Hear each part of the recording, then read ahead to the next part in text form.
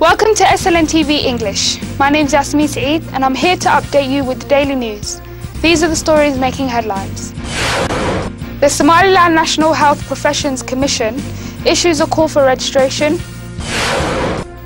Hargeisa local government launches a map of the capital city. Al-Sisi announces presidential bid.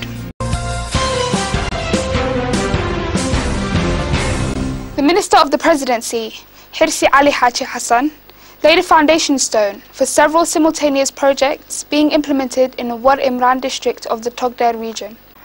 The Minister of Presidency, Hirsi Ali Haji Hassan, was accompanied by a high-profile delegation of ministers who laid a foundation stone for several development projects in the War Imran region of Togdheir region. These projects for developing the education and health sectors. The delegation was headed by Hirsi Ali Haji Hassan, the Minister of Presidency, and was accompanied by several ministers such as the Minister of Health, the Minister of Agriculture and the Minister of Finance. The Minister of Youth, Sports and Tourism of Somaliland, Ali Saeed Regal, opened an event outlining research on Somaliland's tourism sector. The research was carried out by two organisations, Dunero Strategy and Horn Heritage. The Minister expressed great admiration for both organisations who carried out this valuable research and will welcome with open arms any other individuals and organisations carrying out realistic and viable research initiatives. The Minister speaking at the event said, "This is an important research which was conducted independently to highlight the progress and beauty of our motherland. This research and event also provides a platform in which questions can be asked on the research, its recommendations and outcomes using the information learned." The Minister finalised by again expressing his delight at the conduction for this research and appreciation of the two organisations which made it possible and tangible. The Mayor of the capital city of Somaliland, Hargeisa, Abdurrahman Mahmoud Aidid Solteko, laid a foundation stone for a new road in the Kodbur area of the capital city of Somaliland. The road will begin its construction at the adjacent road to the Kulmiya political party headquarters and will continue up to the Sunshine School and will be financed 75% by inhabitants of the surrounding area and the remaining 25% will be financed by the local government. The Mayor, speaking at the event and addressing the residents living in the Kodbur area, outlined that upon a previous visit to Kodbur area and its residents, he learned that the residents had required 25% of the funds, which meant that a total of $45,000 had been raised by the residents and a remainder of $15,000 was the deficit that had to be covered. The Mayor of Hargeisa vowed to provide this contribution on Monday 31st of April. The Mayor also explained that the several ongoing road construction projects taking place in Somaliland have significantly reduced the financial capacity of the Somaliland government and therefore, where in the past there would be a 60% road contribution by the lower government, they have pulled other resources in and only contribute 25% in this case. Hargeisa's local government, in cooperation with UN Habitat, launched the creation of a map of the capital city of Hargeisa. The event had several high-profile members in attendance, including the Mayor of the capital city, Abdurrahman Mahmoud Aidid, parliamentarians and members of international humanitarian agencies. The Mayor speaking at the event outlined his elation at the creation of the city map, its importance and the fact that it shows the continuous development of Somaliland. The Mayor outlined the new way in which the map will show the different areas making up the capital city of Somaliland and all its prominent places and buildings. The Mayor conveyed the importance of the map. He explained that it will make travelling in Hargeisa easier for tourists, expats, humanitarian aid workers and those just not so familiar with the city. The maps will be stocked at the prominent hotels and restaurants in Hargeisa and will make access to it very easy. Also at the event was a representative from partner agency, UN Habitat, who also expressed his joy at assisting Hargeisa's local government with the creation of a map for Somaliland's capital city and the added value it will bring. The Somaliland National Health Professions Commission issued a call for registration for all health workers currently working in Somaliland and those interested in bringing foreign health workers requesting licenses and registration. A formal document was released today by the Ministry of Health alongside the National Health Professions Commission. This document consists of 3 points relating to articles in Somaliland's national constitution which will affect health workers, both currently working in Somaliland and health workers looking to work in Somaliland, and will improve Somaliland's health sector dramatically. document was written out to address all foreign health professionals working in Somaliland or planning to work in Somaliland, and all healthcare facilities in Somaliland who carry out healthcare providing services to the general public.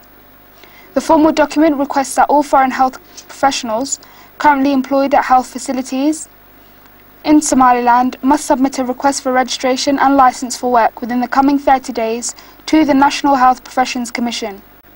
The document also requests that all foreign health professionals who are willing to work in the country, either continuously or for a short length of time, must also submit a request for registration and licence for work before coming to the country or before starting work in the country to the National Health Professions Commission.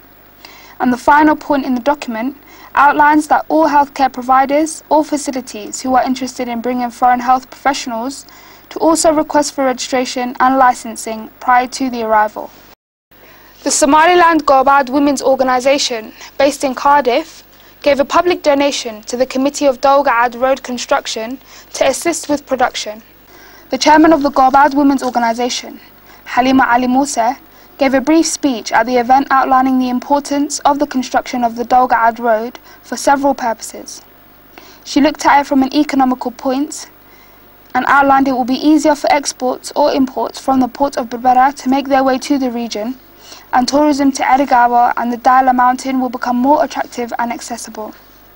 The chairwoman gave a donation of more than $10,000 on behalf of the organisation, and also addressed the other diaspora residents living and working abroad to donate to their motherland and play a role in Somaliland's continuous and rapid development. The chairman of the committee of the Dolga'ad Road construction also thanked the chairwoman for her generous contribution. You're still tuned into SLN TV, the only Somali-speaking channel with an English news programme, and now for our international headlines in detail.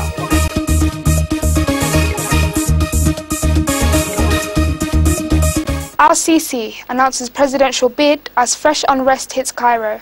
Egypt's Field Marshal Abdel Fattah al-Sisi says he has resigned as defence minister and army chief and will stand for the country's presidency.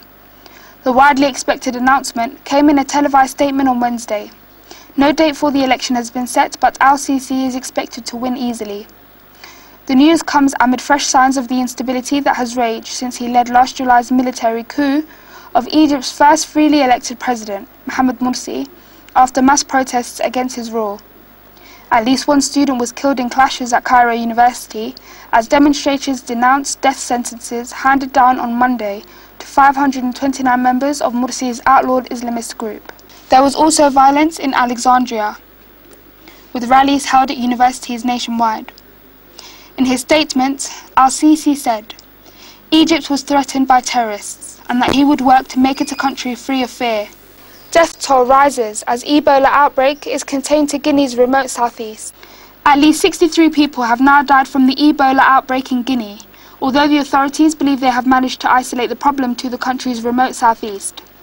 In the meantime, the consumption and selling of bats, a local delicacy in Guinea, has been banned after scientists identified the animal as being one of the main agents for the spreading of the deadly disease.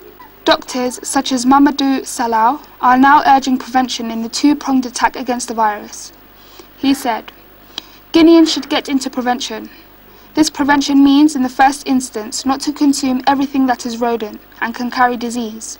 By rodents, we mean rats, bats and raw monkey meat, which unfortunately we still find being eaten in forest areas. The disease has already spread to Sierra Leone and Liberia, but in Ivory Coast, where the disease has not yet appeared, the authorities are banning bushmeat as their own preventative method. The Ebola virus can reside in monkeys, rodents and bats and be passed on to humans. It causes fever, vomiting and external and internal bleeding and has an over 70% fatality rate. There is no known cure. French and Chinese leaders signed multi-billion euro trade deals during state visits. China's president and French President François Hollande got down to the real business of a state visit on Wednesday, the signing of lucrative deals. Having declared his intention to rebalance France's trade relationship with China, Hollande hopes Airbus and Peugeot agreements will make a dent in the deficit. 18 billion euros in contracts means employment, growth, and especially prospects for growth for the years to come, announced the president. Chinese President Xi Jinping said, China and France are two nations with global influence. We have decided to reinforce our cooperation in proposing new ideas to establish a new international political order which is more equitable. 50 agreements were eventually signed to represent 50 years of diplomatic relations between the two countries.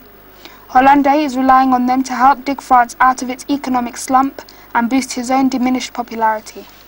That's all the news we have for you today. Thank you for watching, and until next time, goodbye.